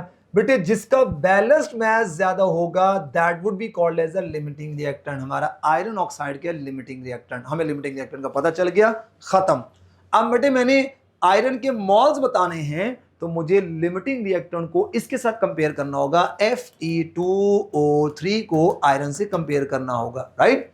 अब बेटे मुझे क्या करना है, मुझे इस आयरन ऑक्साइड के मॉल चाहिए, मुझे अमाउंट दी है, गिवन अमाउंट 80। बेटे आप इसके मॉल निकालो, N = 80 ग्राम गिवन मास है, इसका मॉलर मास कितने हैं 160। तो बेटे सॉल्व करो तो ये आ जाएगा 0.5 मॉल, ये मेरे गिवन मॉल है। इक्वेशन क्या कह रही है, एक मॉल से आयरन मुझे कितने मॉल मिल रहा है, 2 मॉल, एक का डबल।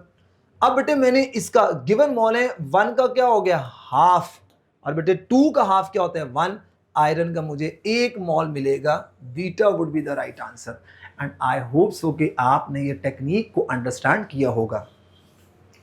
नाउ बेटे नेक्स्ट क्वेश्चन इज, कहता on strong heating what mass of calcium carbonate gives what mass of calcium carbonate gives 48.8 liters at STP of CO2। बेटे आप स्ट्रॉन्ग हीट करें तो आपको इतना वॉल्यूम आपका जो है ना वो 48.8 लीटर आपको CO2 मिल रहा है, तो आपको कितना मैस रिक्वायर्ड होगा इतना CO2 बनाने के लिए। बहुत आसान इक्वेशन लिख लें, कैल्शियम कार्बोनेट और बेटे ये CO2 और प्लस आपके पास कैल्शियम ऑक्साइड आ जाएगा ना। आपको बोलते हैं बेटे दोनों के दरमियान 1:1 है। एक मॉल की इंफॉर्मेशन होना जरूरी है बेटे। इसके एक मॉल का मास होता है 100 gram and 100 gram equal to 22.414 decimetre cube, right बेटे। एंड CO2 बेटे, CO2 इज ऑल्सो 1 मॉल बेटे। इसके एक मॉल का मास होता है 44 gram which is also called 22.414 decimetre cube.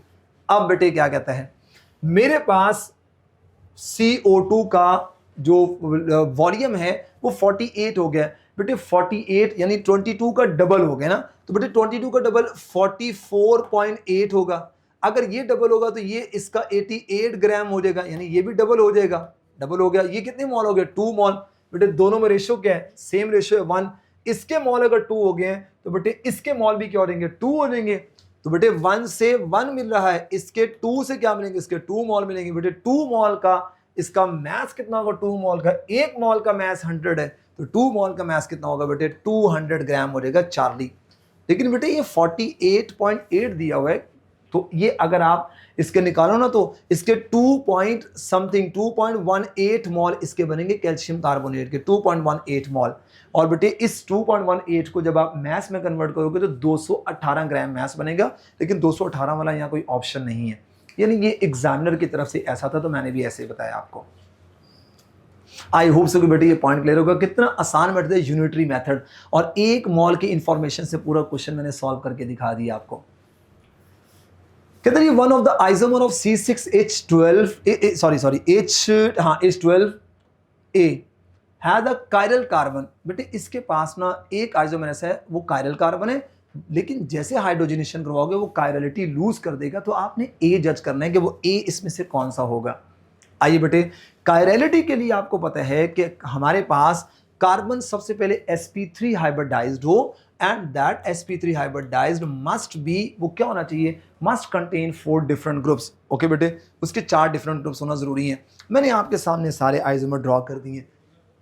Now बेटे ये दोनों कार्बन sp2 हाइब्रिडाइज्ड हैं, लिहाजा आपको यहां देखने की जरूरत ही नहीं है। इस कार्बन के बाद 2 अटैच सेम आगे आउट हो गया। बेटे दोनों sp2 हाइब्रिडाइज्ड है, देखने की जरूरत ही नहीं है।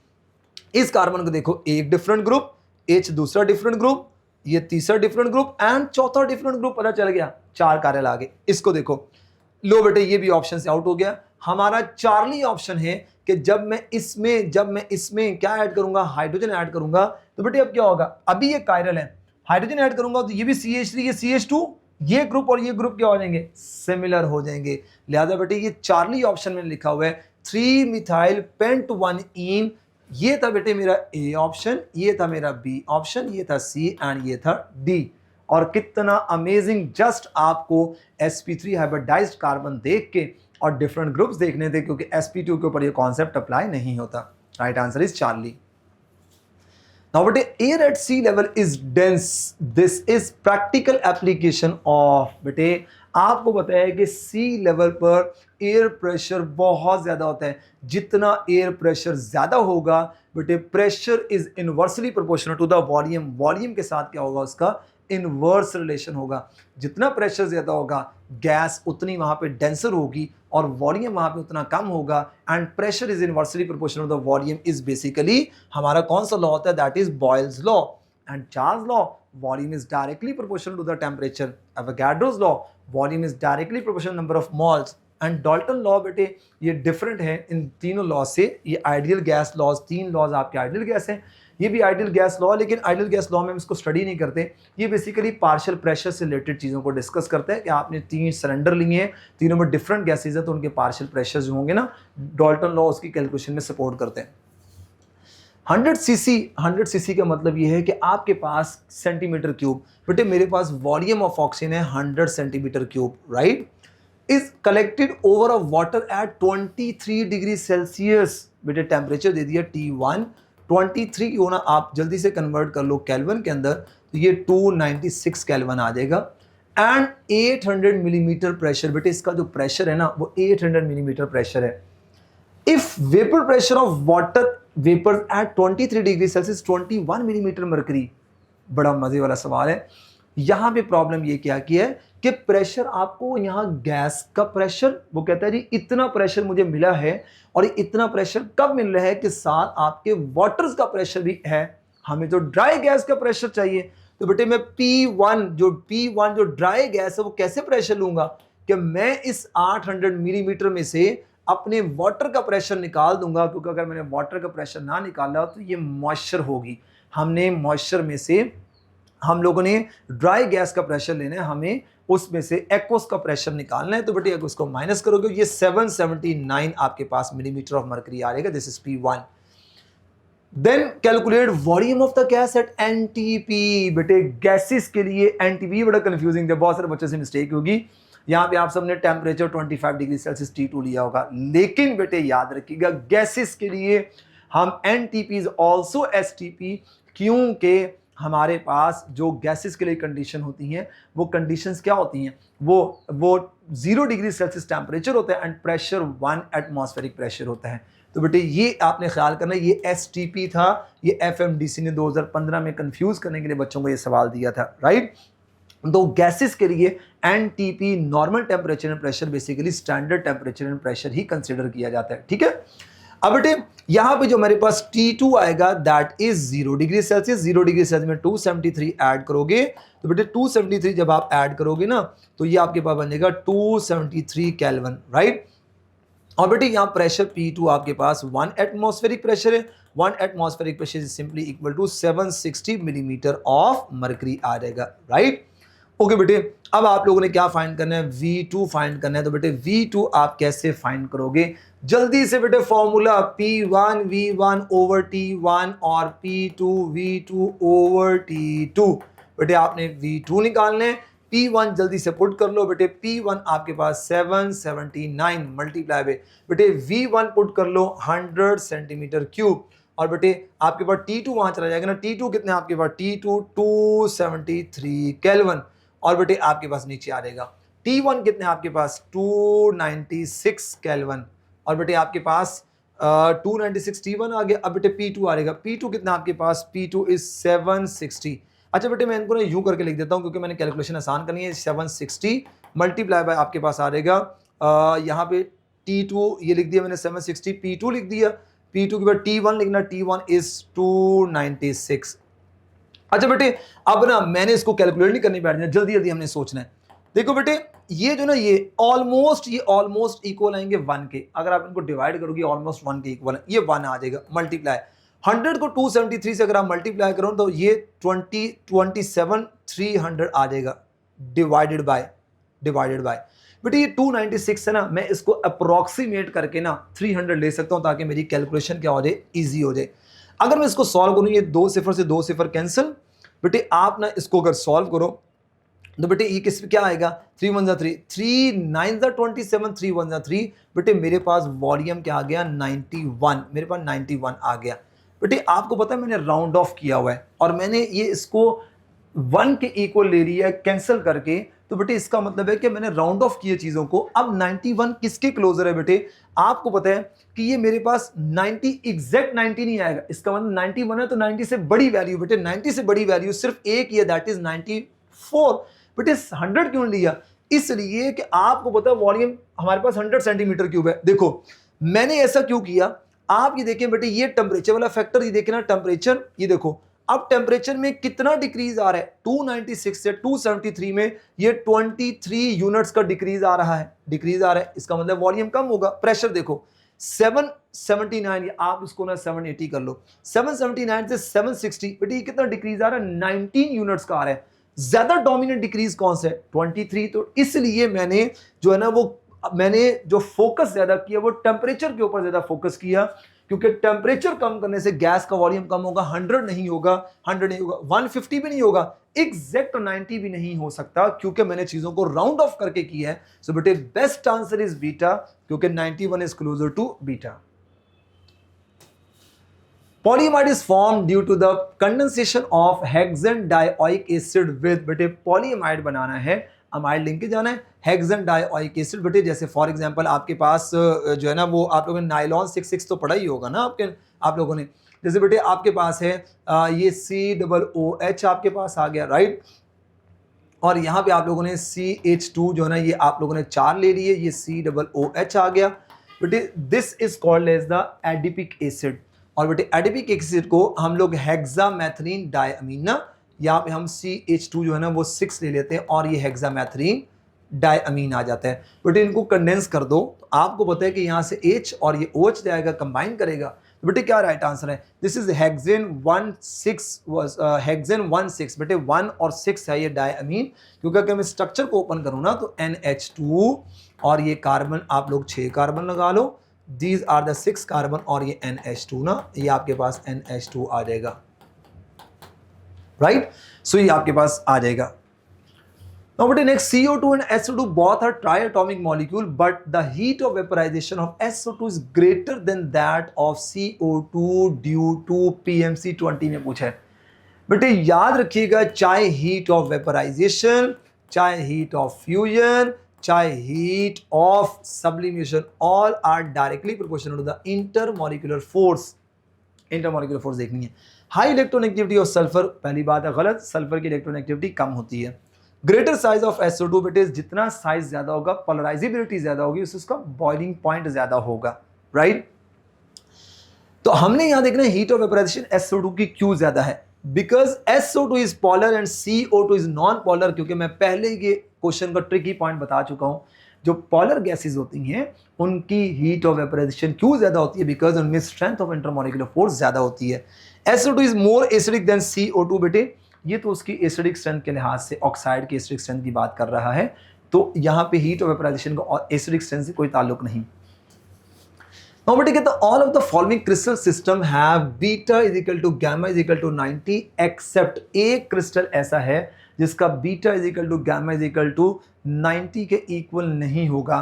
तो बेटे इसके लिए ना मैं आपको एक बेहतरीन सा शॉर्टकट बताता हूँ जो कि आप लोगों ने नोट डाउन करना है. वो क्या है बेटे? वो ये है, आप लोगों ने याद रखना है क्यूट अवर मदर, अवर और याद रहेगा मदर. बेटे जैसे मैं लिख रहा हूँ ना, आप लोगों ने भी ऐसे ही लिखना है मदर को, ठीक है. क्यू बेटे यहाँ आएंगे आपके पास crystal cubic, T stands for tetragonal, और बेटे OU stands for orthorhombic, and बेटे MO stands for monoclinic, and बेटे T स्टैंड्स फॉर ट्राइक्लिनिक, और बेटे HE स्टैंड्स फॉर हेक्सागोनल, और बेटे R stands for rhombohedral, right. अब बेटे यहां लिख लें आप लोग ना, साइड्स लिख लें. बेटे साइड्स का तरीकाकार याद करने का, A is equal to B is equal to C, A is equal to B is equal to C. बेटे आप जल्दी से साइड लिख लें. मैं आपको बड़ा अमेजिंग से ये शॉर्टकट बता रहा हूं ताकि आप ना, अब आपको एक दफ़ा याद हो जाएगा, फिर आपको करना आसान हो जाएगा. बेटे आपने पहली और आखिरी साइड को छोड़ दो. अब नीचे से इसका भी सेकंड लास्ट और ये सेकंड दोनों का BC कैंसिल कर दो, बाकी सब का ये क्रॉस कर दो, खत्म, साइड्स याद हो गई. एंगल्स कैसे याद करने? एंगल्स बेटे एंगल्स इस तरीके से याद करते हैं आप कि आप लोगों ने याद रखना है. एंगल को याद करने का लिखना है B और ये लिखना है बेटे, वो पता कैसे करो, उसके लिए ना आप जो फर्स्ट 3 है ना मेरे पास, फर्स्ट 3 इन सब के ना सेम एंगल आएंगे, सेम एंगल. कैसे? Alpha equal beta equal gamma, they all are equal 90. Alpha equal beta equal gamma, all are equal 90.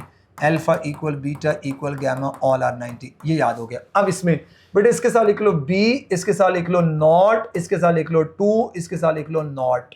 क्या मतलब है?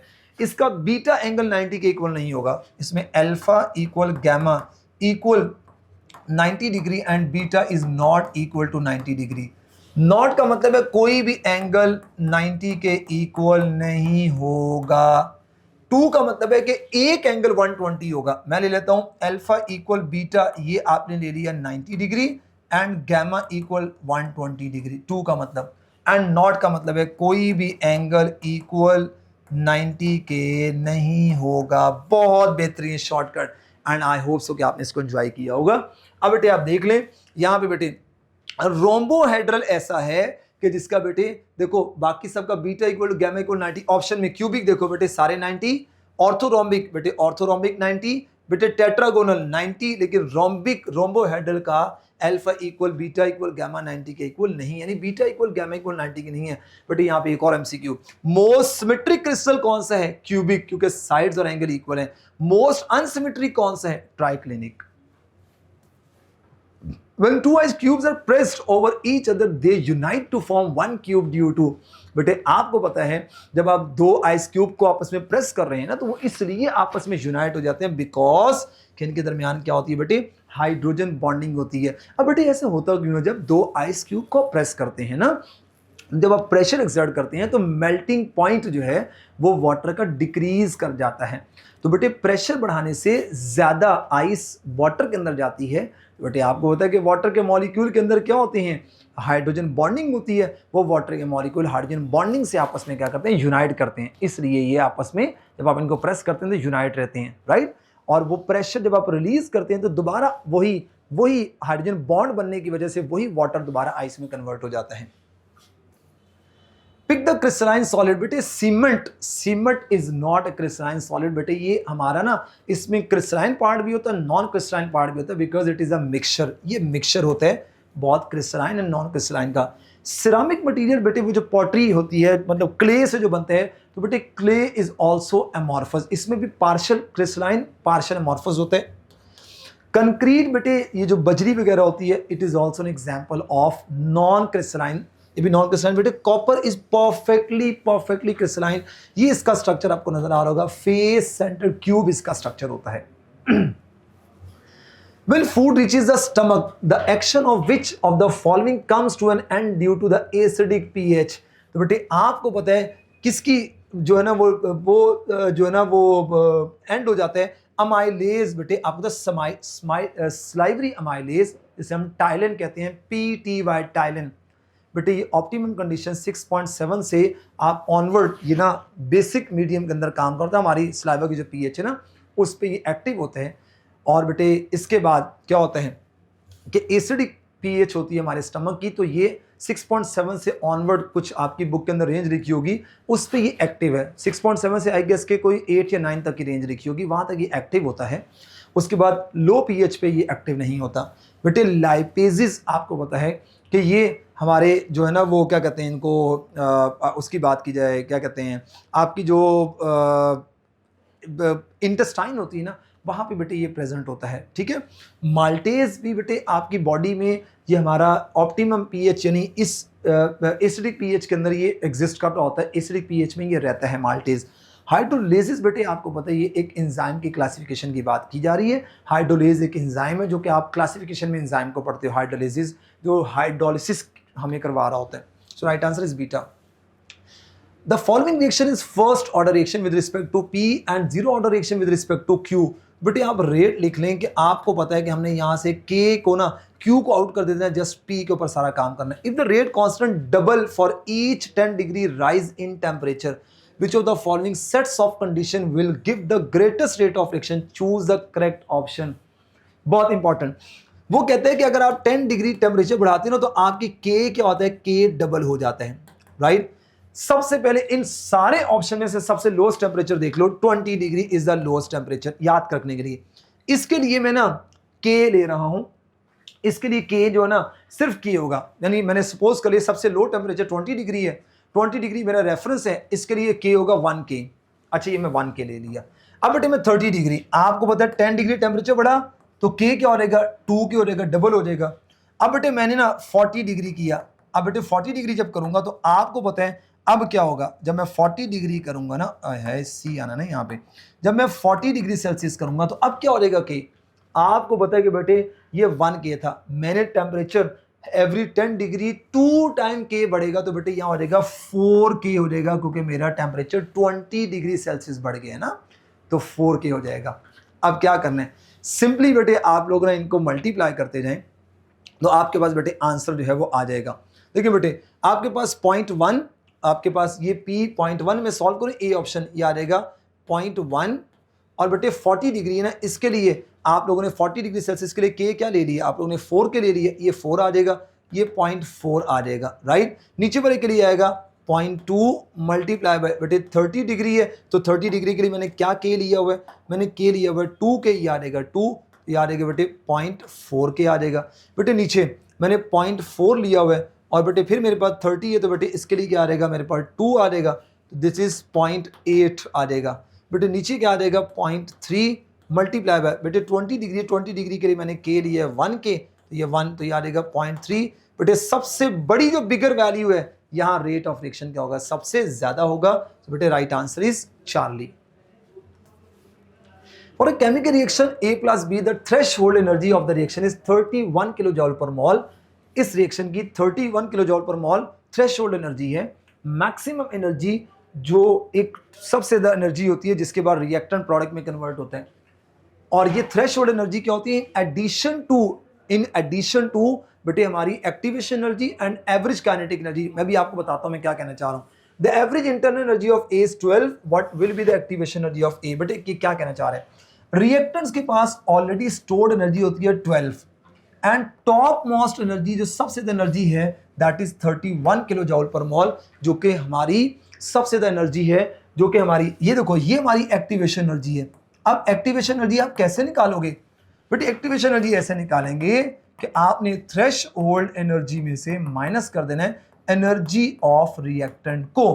थ्रेशोल्ड एनर्जी कितनी है 31 माइनस एनर्जी ऑफ रिएक्टेंट कितना है 12, तो बेटे अगर आप इसको निकाल लो तो आपके पास आई गेस के कितना आएगा 31 में से, अगर आप लोग ना 31 में से 12 को माइनस कर दो तो आपके पास ये आप 19 आ जाएगा, 19 आ जाएगा, सो राइट आंसर इज 19। तो बेटे एक्टिवेशन एनर्जी वो एनर्जी मिनिमम एनर्जी रिक्वायर्ड होती है जो कि इस थ्रेशोल्ड को पहुंचने के लिए, and threshold is the maximum energy जिसके बाद हमारे रिएक्टर ने किसमें जाना है, प्रोडक्ट के अंदर जाना होता है। Final equation for the representation of the rate of reaction in terms of concentration. बेटे हमारी कंसंट्रेशन ऑफ रिएक्टेंट का रेट ऑफ रिएक्शन के साथ जो रिलेशन होता है that is called as the, हम उसको कहते हैं रेट लॉ कहते हैं। और बेटे रेट लॉ आपको पता है ना कि ए प्लस बी, और ये प्रोडक्ट पी लिख रहा हूँ, इसके साथ मैंने इसके साथ मैंने लगा दिया 20, ये मैंने लगा दिया बी और ये मैंने लगा दिया ए। बेटे रेट लॉ कैसे लिखेंगे आपको पता है ना, हम इसकी पावर ये ए और ये बी की ए बी नहीं लगाते बल्कि एम और एन लगाते हैं। क्यों, क्योंकि ए और बी कोफिशिएंट हैं। And rate law is basically experimental. बेटे ये डाटा मैंने आपको याद है, डाटा से भी आपको ऑर्डर निकालना सिखाया थे, ए की कंसंट्रेशन दी है, बी की दी, और फिर आपको रेट लॉ बनाना सिखाया था। तो रेट लॉ में लाजमी नहीं कि आपके कोफिशिएंट ए बी आएंगे, मैंने एम एन का मतलब ये है कि हो सकता है कि ए के 2 मॉलिक्यूल हो, उसमें से सिर्फ एक मॉलिक्यूल की कंसंट्रेशन में चेंज आ रहा है, तो मैं यहाँ 1 लगाऊंगा। बेटे रेट कांस्टेंट नहीं है, रेट कांस्टेंट तो बेटे आपको पता है कि it is simply constant that depends upon temperature as well as आपके नेचर ऑफ रिएक्टेंट में डिपेंड करता है। रिएक्शन रेट तो वो कह रहा है कि रिएक्शन रेट बेटे 2 तरीके से होता है। एक आप लोगों ने लॉ ऑफ मैथ सेक्शन के अंदर पढ़ता है कि rate of reaction is directly proportional concentration of reactants, उनके प्रोडक्ट की कंसंट्रेशन से डायरेक्ट है। और बेटे ये रिएक्शन ऑर्डर, बेटे ऑर्डर इज समथिंग के कितने रिएक्टिंग मॉलिक्यूल्स की कंसंट्रेशन में चेंज आ रहा है। X, Y, Z are the element in the same short period of the periodic table. The oxide of X is amphoteric. बेटे X आपका वो कह रहे हैं एम्फोटेरिक है, ओके एम्फोटेरिक है, ठीक है। और बेटे क्या कह रहे हैं, Y is basic, Y आपका बेसिक है, okay, and Z is your acidic। तो बेटे बहुत आसान। What is the order of increasing atomic number of these element? बेटे आपको पता है when we move from left to right, तो बेटे left to right क्या होता है, जब आप left to right जाते हैं तो बेटे देखिएगा आपको पता है कि बेटे मेटालिक करेक्टर जो होता है ना, मेटालिक करेक्टर वो डिक्रीज करता है, मेटालिक करेक्टर डिक्रीज करते हैं। मेटालिक करेक्टर के डिक्रीज करने से क्या होता है कि बेटे आपको पता है बेसिक नेचर जो होती है ना, बेसिक नेचर वो क्या करती है, वो डिक्रीज करती है, बेसिक नेचर डिक्रीज करती है। बेसिक नेचर डिक्रीज करने से कौन सी नेचर बढ़ती है, acidic nature is going to be increase, right. इसका मतलब है हमारे मेटल के ऑक्साइड बेसिक होते हैं, तो बेटे पहले हमारा आएगा मेटल के ऑक्साइड, ये मेटल के ऑक्साइड बेसिक होंगे। फिर बेटे उसके बाद दरमियान में हमारा एम्फोटेरिक और बाद में जी। जैसे देखो बेटे सोडियम का oxide, sodium is basic oxide, बेटे एम्फोटेरिक हमारा Al2O3 एम्फोटेरिक होता है। ये HCl से मिलेगा ना, HCl से मिलेगा, मैं यहां करके दिखाता हूं। अगर ये HCl से मिले ना, HCl से मिले तो ये बनाता है एल्यूमिनियम क्लोराइड और प्लस वाटर बनता है। और बेटे अगर यही एल्यूमिना क्या करे सोडियम हाइड्रोक्साइड से मिले तो ये सोडियम एल्यूमिनेट बनाता है ANaAlO2, साथ वाटर निकलता है, राइट। तो हमारा ये एम्फोटेरिक होगा। और फिर बेटे हमारे एंड बाद में जाके एंड की तरफ जब आप लेफ्ट टू राइट जाते हैं ना तो हमारे जो नॉन मेटल्स होते हैं उनके एसिड ऑक्साइड बनते हैं, जैसे SO2 इज एसिडिक ऑक्साइड। तो बेटे अब आपने क्या बताना है, हम लोगों ने XYZ are the element same short period, ठीक है। Oxide of X is amphoteric, तो बेटे पहले बेसिक फिर एम्फोटेरिक फिर एसिडिक। तो बेटे पहले बेसिक फिर एम्फोटेरिक और फिर बेटे मेरे पास क्या आ जाएगा, फिर मेरे पास एसिडिक आ जाएगा। Y इज हमारा बेसिक, लेफ्ट टू राइट जा रहे हैं, फिर एम्फोटेरिक फिर acidic. The value of the enthalpy change for the process represented by the equation. बेटे बहुत सारे बच्चों ने यहाँ मिस्टेक की होगी, FMDC 2013 में ये सवाल आया था। यहाँ सॉलिड से डायरेक्ट आयन नहीं बनता, अगर गैशियस से डायरेक्ट गैशियस आयन बनता तो मेरा आयनाइजेशन एनर्जी राइट आंसर था। यहाँ दो एनर्जीज इन्वॉल्व है। फर्स्ट ऑफ ऑल हमें इस सोडियम मेटल से सोडियम का गैशियस एटम बनाना था, this is called as the enthalpy of atomisation.